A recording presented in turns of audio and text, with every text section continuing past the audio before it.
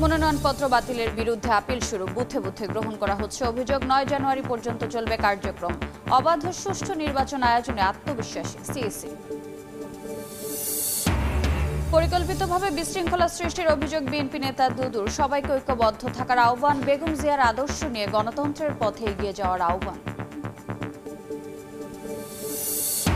প্রশাসনের বিরুদ্ধে একপাক্ষিক আচরণের অভিযোগ এনসিপির। দেশে আবারও ফ্যাসিবাদের আশঙ্কা। ইসিকে জবাবদিহিমূলক আচরণের আহ্বান নেতাদের। সমাধানের পথে জামাত ইসলামী আন্দোলন টানাপোড়েন। আসন সমঝোতা জোটের নতুন দল নিয়ে ছাড় দিতে প্রস্তুত দুই দলই। শিগগিরই চূড়ান্ত হচ্ছে 300 আসনের প্রার্থী। এবং জুলাই অভ্যুত্থানে অজ্ঞাত শহীদদের মধ্যে পরিচয় মিলল 8 জনের। রায়ের বাজারে গণকবর থেকে তোলা লাশ শনাক্তের ফল উপস্থাপন সিআইডির।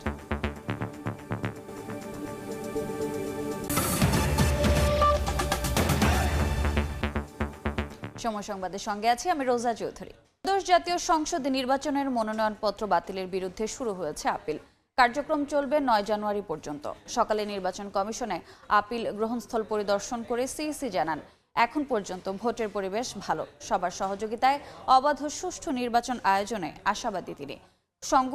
সংক্ষুব্ধ প্রার্থী আর্থিক বা সরকারি সেবাদানকারী প্রতিষ্ঠান অথবা প্রার্থী কর্তৃক লিখিতভাবে ক্ষমতাপ্রাপ্ত কোনো ব্যক্তির আপিল দায়েরের সুযোগ পাচ্ছেন। এজন্য আগারগাঁওয়ে নির্বাচন কমিশন ভবনে কেন্দ্র স্থাপন করা হয়েছে। এছাড়া অঞ্চল ভিত্তিক 10টি বুথ স্থাপন করেছে নির্বাচন কমিশন। 10 থেকে 18 জানুয়ারি পর্যন্ত আপিলের বিরুদ্ধে শুনানি চলবে। 19 জানুয়ারি থাকছে প্রার্থিতা প্রত্যাহারের সুযোগ। 20 তারিখে প্রতীক বরাদ্দের পরদিন থেকে প্রচার চালাতে পারবেন প্রার্থীরা। আয়কর রিটার্নের কপি নাকি ওনারা পায় না। আমি ফটোকপি দিয়েছিলাম কিন্তু মেইন কপিটা জমা দিই না আর কি, যার কারণে আমার মনোনয়নটি বাতিল করা হয়েছে। এখন আবার নিয়ে আসছি, এখন জমা দেব, আপিল করব। আমি ওনাকে রিকোয়েস্ট করেছি যে স্যার এই সংবিধানই যদি মানি, সংবিধানে তো অন্যান্য ধারাতে মানবতা আছে, তো আমাকে একটু মানবিক দৃষ্টিতে দেখান। 10 জন প্রার্থী ছিলাম, এর মধ্যে 5 জনকেই বাতিল করা হয়েছে এবং কঠোরভাবে। এখানে আমাদের 5 জনের মধ্যে কাউকে মানবতা দেখানো হয়নি।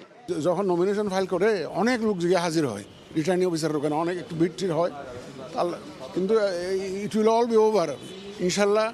আমরা এখনও কনভিন্সড যে আমরা একদম একটা ফেয়ার অ্যান্ড ক্রেডিবল ইলেকশন ইনশাল্লাহ দিতে পারবো। চিন্তা করবেন না, সবার সহযোগিতা নিয়ে ইনশাল্লাহ। এই মুহূর্তে নির্বাচন কমিশনে আছেন সহকর্মী কাউসারা চৌধুরী কুমু। বিস্তারিত জানতে চলে যাচ্ছি তার কাছে। কুমু,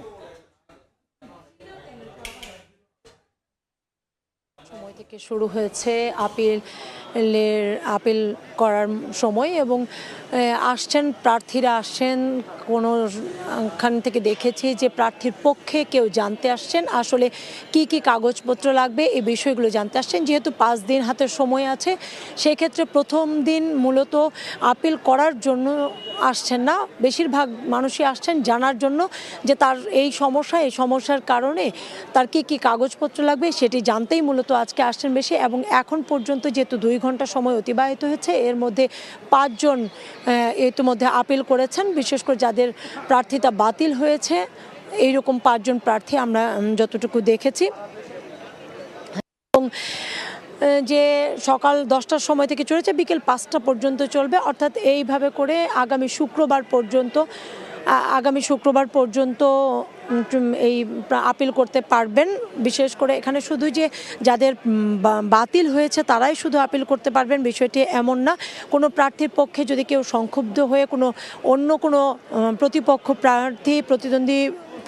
প্রার্থী অথবা কোনো সরকারি কোনো প্রতিষ্ঠান, সেবাদানকারী প্রতিষ্ঠান, আর্থিক প্রতিষ্ঠান, যে কেউ কোনো প্রার্থীর বিরুদ্ধে আপিল করতে পারেন এবং সেটি পরবর্তীতে আপিলের যে শুনানি, সেই শুনানিতে নির্বাচন কমিশন মূলত শুনানির মধ্যেই বিচার করবেন যে তার প্রার্থিতা রাখার যৌক্তিকতা কতটুকু রয়েছে এবং না রাখার পক্ষেও যৌক্তিকতা কতটুকু রয়েছে।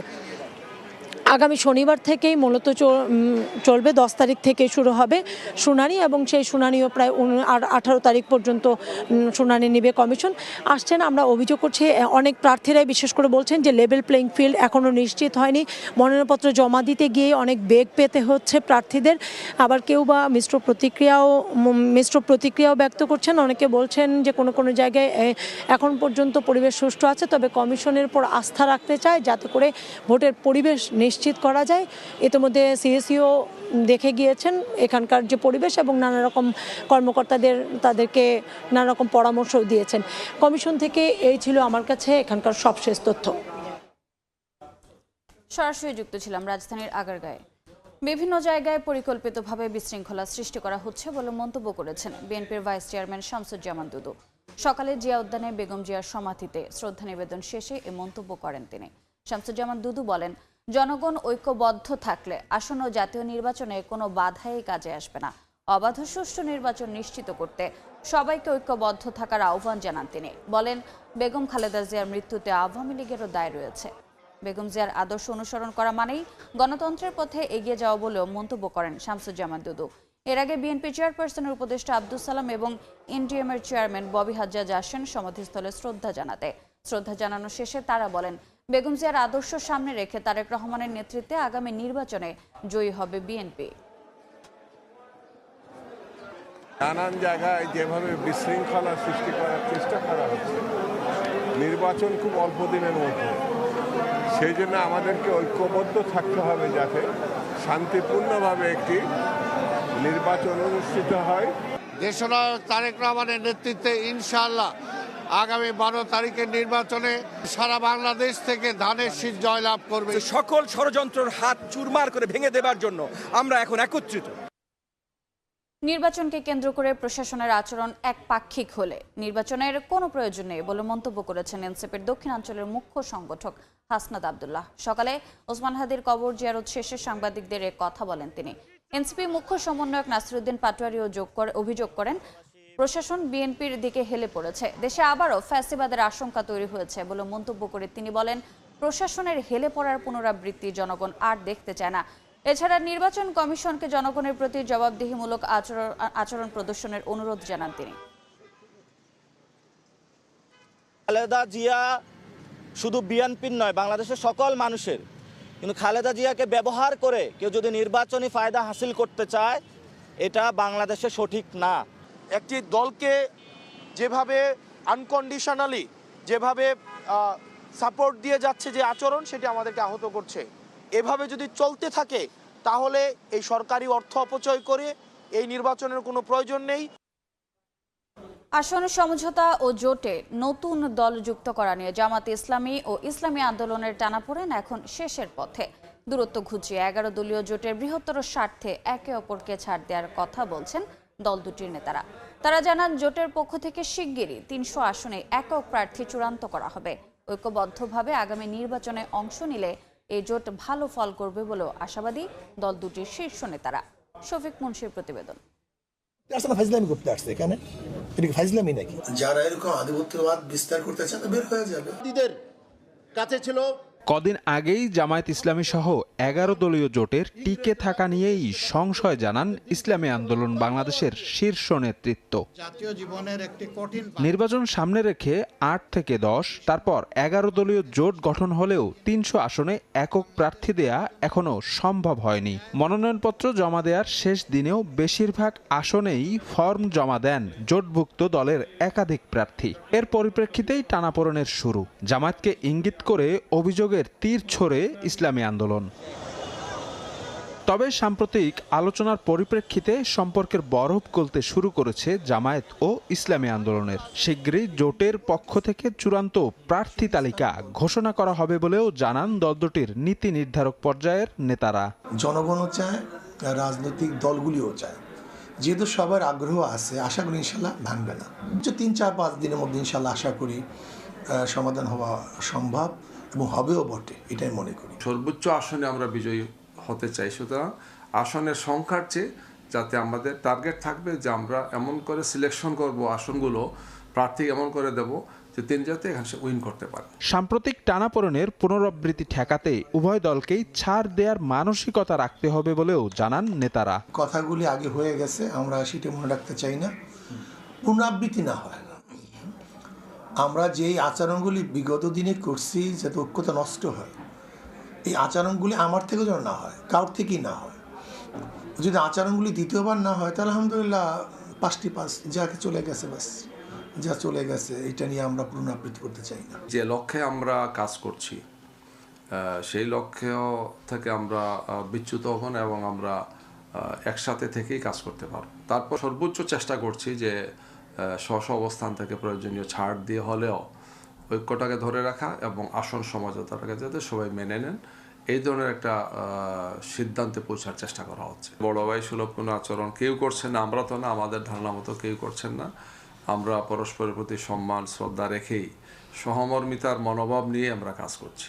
ঐক্যবদ্ধ থাকলে 11 দলীয় জোটের নির্বাচনে ভালো ফলাফল করার ব্যাপারেও আশাবাদী নেতারা। জনগণের যে অবস্থা তাতে এই জোটকে ইনশাআল্লাহ মানে জনগণ ভোট দিবে বলে আমি মাঠ পর্যায়ে দেখেছি।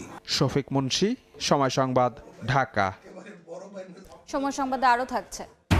ম্যানহাটনের ফেডারেল আদালতে হাজির করা হচ্ছে মাদুরো ও তার স্ত্রীকে। মাদক অস্ত্র চোরাচালান মামলায় হবে বিচার। ভেনেজুয়েলার ভাইস প্রেসিডেন্টকেও ট্রাম্পের হুমকি। আমেরিকান ASTM স্ট্যান্ডার্ডে তৈরি আধুনিক যুগের আধুনিক pipe RFL easy pipe and fittings. July অভ্যুত্থানের অজ্ঞাত শহীদদের মধ্যে 8 জনের পরিচয় শনাক্ত হয়েছে। সকালে আনুষ্ঠানিকভাবে পরিচয় শনাক্তের তথ্য তুলে ধরেন সিআইডি প্রধান মোহাম্মদ সিবগাতুল্লাহ। পরিচয় পাওয়া শহীদদের মধ্যে আছেন ফয়সাল সরকার, পারভেজ ব্যাপারী, রফিকুল ইসলাম, মাহিম, সোহেল রানা, আসাদুল্লাহ, কাবিল হোসেন ও রফিকুল ইসলাম। সিআইডি প্রধান জানান, আন্তর্জাতিক প্রোটোকল মেনে 114টি মরদেহ তুলে ফরেনসিক কার্যক্রম সম্পন্ন করা হয়। এর মধ্যে 9টি পরিবার ডিএনএ নমুনা দিয়েছে, যার মধ্যে 8 জনের মরদেহ শনাক্ত হয়েছে। মুক্তিযুদ্ধ বিষয়ক উপদেষ্টা ফারুকী আজম বলেন, এখনও অনেকের পরিচয় শনাক্ত বাকি। তাদের পরিচয় নিশ্চিতে কাজ চলবে। পরে 8 জনের কবর পরিবারের কাছে হস্তান্তর করা হয়।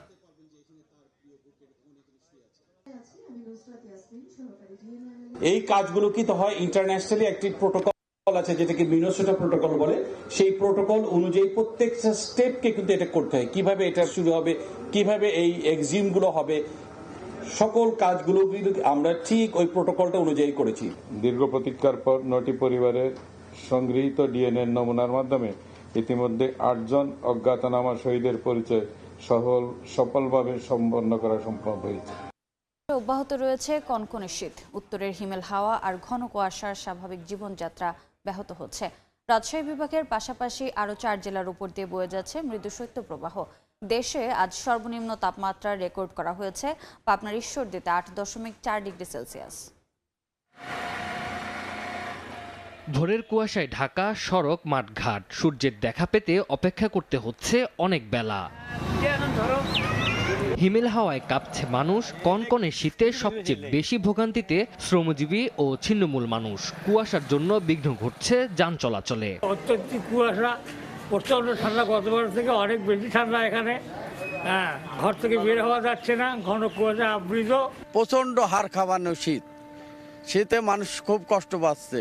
ঘন কুয়াশায় প্রতিদিনই পাটুরিয়া, দৌলদিয়া, আরিচা, কাজিরহাট এবং দাওয়াপাড়া, নাজিরগঞ্জ নৌ রুটে 8 থেকে 10 ঘন্টা বন্ধ থাকছে ফেরি চলাচল। এতে দুর্ভোগ পোহাচ্ছেন পরিবহনের যাত্রী ও চালকেরা। প্রচুর কুয়াশার কারণে ফেরি চলছে আবার চলছে না। সবাই আর কি খুব দুর্ভোগের ভিতরে আছে, যাত্রীরা, মহিলারা, বাচ্চারা। কুয়াশা হলে ফেরিওয়ালারা কি করবে? প্রচন্ড হাড় কাঁপানো শীত, শীতের হইতে খুব কষ্ট হচ্ছে আমাদের। সোমবার দেশের সর্বনিম্ন তাপমাত্রা রেকর্ড করা হয় পাবনার ঈশ্বরদীতে 8.4 ডিগ্রি সেলসিয়াস। আবহাওয়া অফিস জানিয়েছে, দিনাজপুর, যশোর, চুয়াডাঙ্গা, কুষ্টিয়া জেলা সহ রাজশাহী বিভাগ দিয়ে মৃদু শৈত্যপ্রবাহ বয়ে যাচ্ছে। এদিকে কনকনে ঠান্ডায় মাদারীপুরের হাসপাতালগুলোতে বেড়েছে রোগীর চাপ। বেডের তুলনায় দ্বিগুণ রোগী ভর্তি হাসপাতালে। বেশি জটিলতায় শিশু ও বৃদ্ধরা। প্রতিদিন 1.5 থেকে 2,000 মানুষ চিকিৎসা নিচ্ছেন হাসপাতালে। তানজিল হাসনাত, সময় সংবাদ। Thai Aluminium. The better is now the best. সময় সংবাদে আরও থাকছে। বিশ্বকাপের ভেন্যু পরিবর্তনে বাংলাদেশের দাবি আমলে নিয়েছে আইসিসি। 2-1 দিনের মধ্যে আসতে পারে সিদ্ধান্ত। ভারতীয় ক্রিকেট বোর্ডের বিরোধিতা।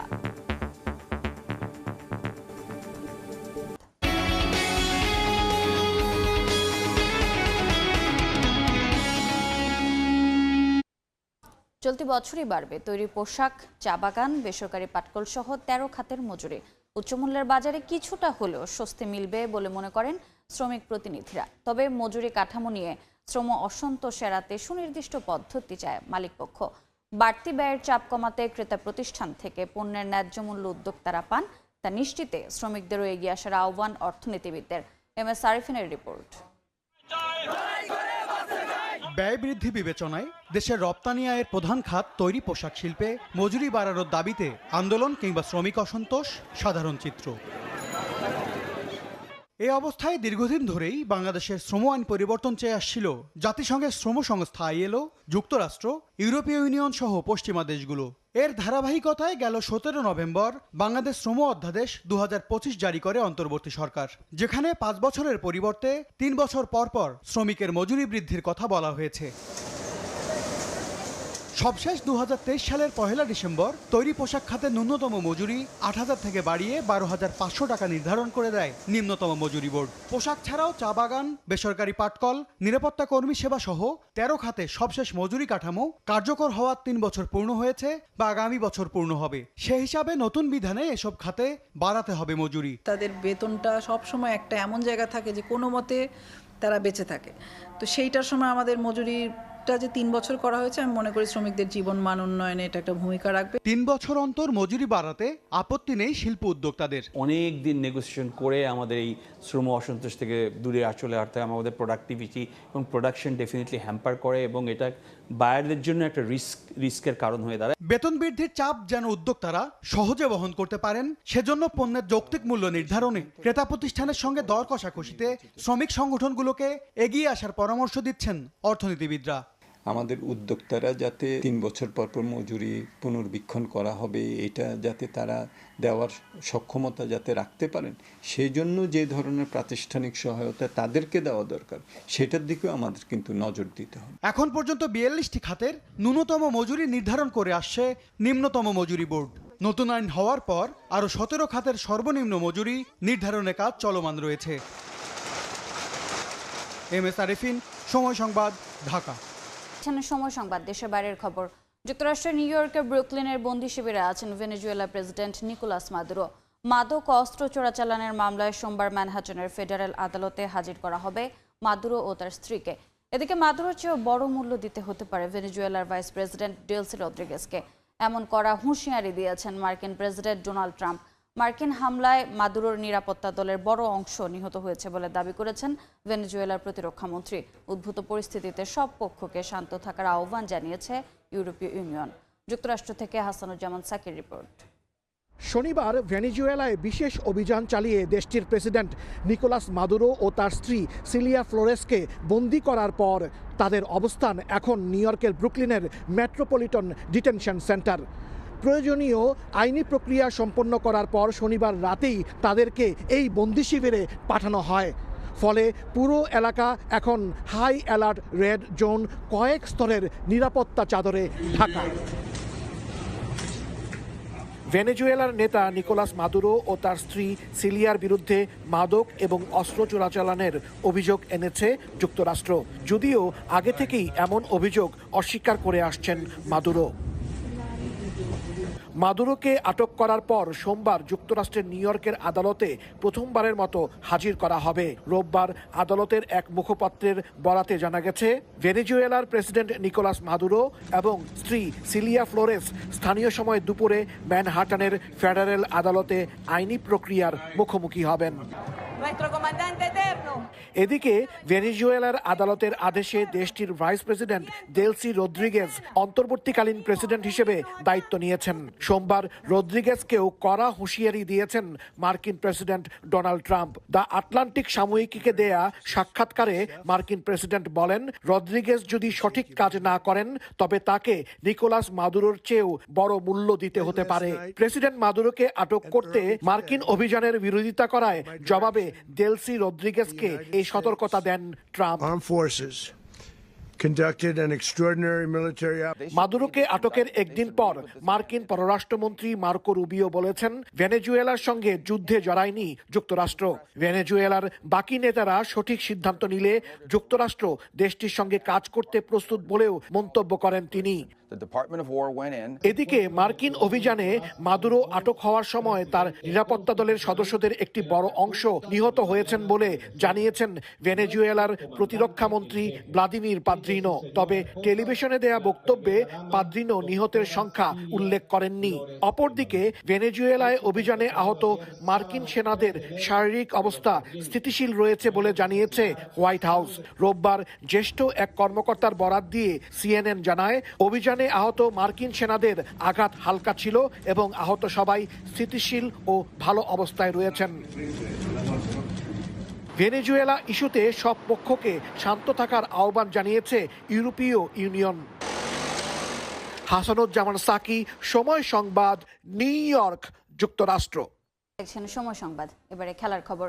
টি-20 বিশ্বকাপে নিজেদের ম্যাচের ভেন্যু পরিবর্তনে বাংলাদেশের দাবি আমলে নিয়েছে আইসিসি।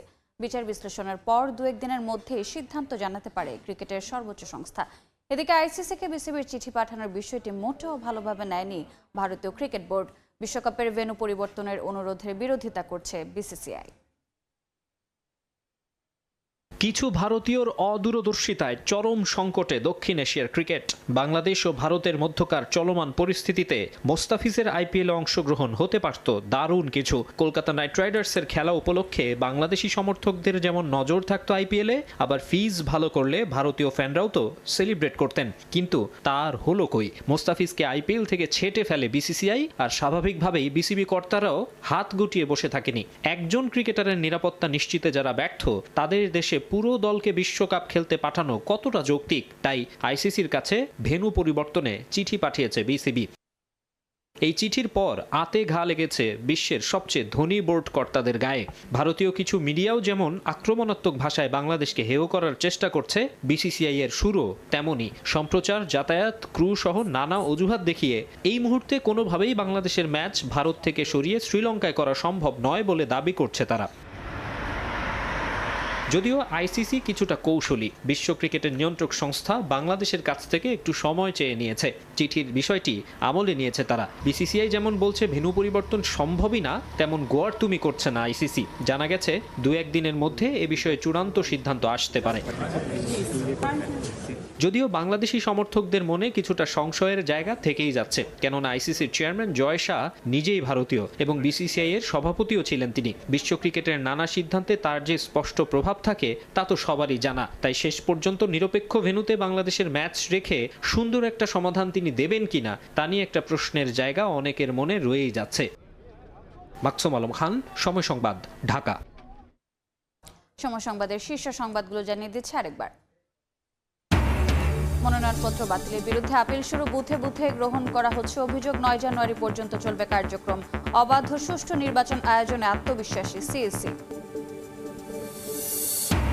পরিকল্পিতভাবে বিশৃঙ্খলা সৃষ্টির অভিযোগ বিএনপি নেতা দুদুর। সবাইকে ঐক্যবদ্ধ থাকার আহ্বান। বেগম জিয়ার আদর্শ নিয়ে গণতন্ত্রের পথে এগিয়ে যাওয়ার আহ্বান। এবং প্রশাসনের বিরুদ্ধে একপাক্ষিক আচরণের অভিযোগে এনসিপির দেশে আবারও ফ্যাসিবাদের আশঙ্কা। ইসিকে জবাবদিহিমূলক আচরণের আহ্বান নেতাদের।